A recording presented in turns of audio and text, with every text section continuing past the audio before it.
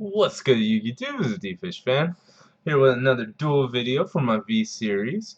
This one's going to be another Aqua Actress deck. This time I'm going against a deck from the future, as I like to say. We're actually going to be playing against Speedroids, a very interesting archetype, one that I will definitely look into and invest time into the future. So be on the lookout for that because of this duel specifically. So. Um, let's go ahead and get on with this so you can see what I'm talking about. So I start out with the Guppy, Special Tetra, search for Aquarium Lightning, and then play the sets. Now, although this isn't what I would consider a bad start by any means, it's definitely not ideal. Um, with the way it is now, I mean, in retrospect, I probably should have set the aquarium set just to keep them guessing and on their toes. Because at the moment, as it stands right now, the opponent knows exactly what they're facing against. The only unknown variable is the single card in my hand. But when they have 6 cards in their hand because they went second, and then boss cards like Soul Charge and Summoner Monk and stuff that can do a lot of damage. Uh, this isn't a terrifying field at all. In fact, this is pretty easy to get over, as they will show. So go ahead and play these Speedroids. Unfortunately, I don't happen to know their names or anything like that, so I'm not going to be referencing them specifically, except this guy, Chan Berder. He is extremely good. So as you can see, because he knew exactly what he was facing, a simple MST and a Speedroid combo with this card right here. Red Eye Dice is absolutely amazing, by the way. But this a simple Speedroid combo, he gets out his boss monster, deals with both of my monsters and the Aquarium Lightning. He knew that the Aquarium Lightning is the one um, that really made this deck kind of scary, and by this I mean the Aqua Actress. So I have to find a way to come back now. Luckily, I draw the Tetra, so I didn't have to waste the Raigeki. Search for my second and last Aquarium Lightning.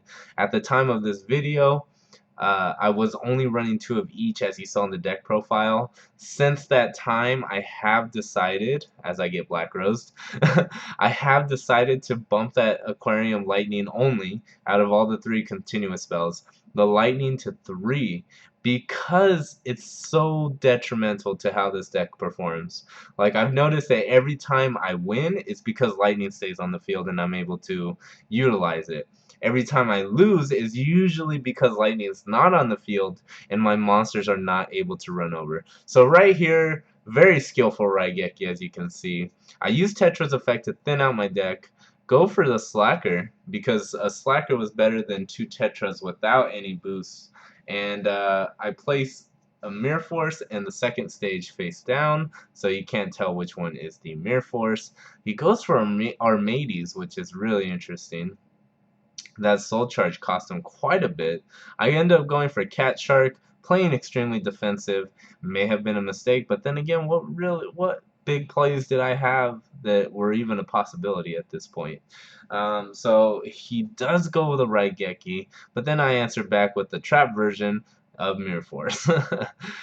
So pretty close duel, honestly.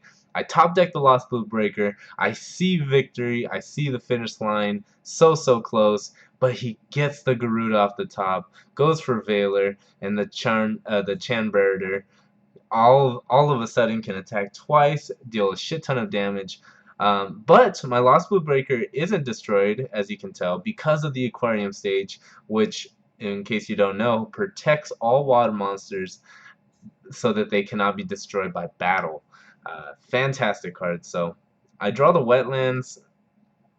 I could have just kept it in my hand and let it rot. I could either let it rot on the field or in the hand. I felt it was more effective on the field. Maybe I could have drawn out something. I don't know. Right here, I went for a rank 3 play. Unfortunately, the Bottomless was ready for my Spine Gilman. But this is quite the conundrum right here. I'm going against the Chan Barrier. It's able to attack twice and boost its attack by 200 every time. Fantastic card, by the way.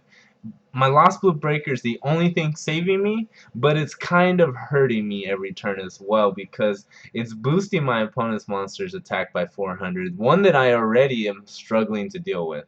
So I was kind of in a bit of a dilemma here. Do I keep the Blue Breaker? Do I keep it in defense and continue boosting my opponent's attack, or do I just go for broke? So I end up leaving it there for the time being, just because I really don't see another play.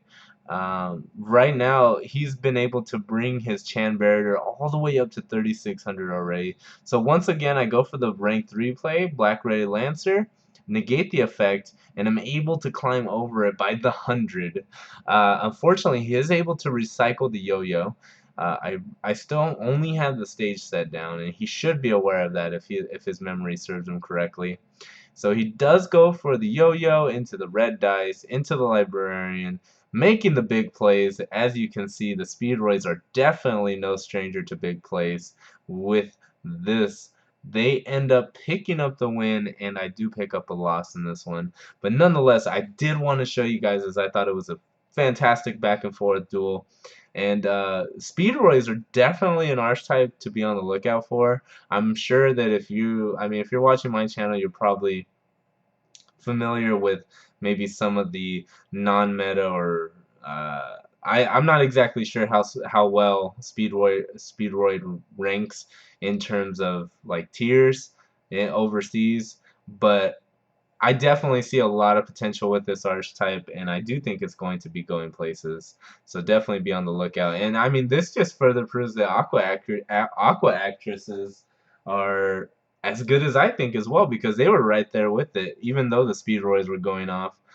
So yeah, thanks for watching. I thought it was a very interesting duel. Hopefully you did as well. Remember to leave a like, comment down below if you have any comments. That only just makes sense, right? And be on the lookout for more future videos. Once again, thanks for watching. This has been DFishFan, and I'll talk to you guys later.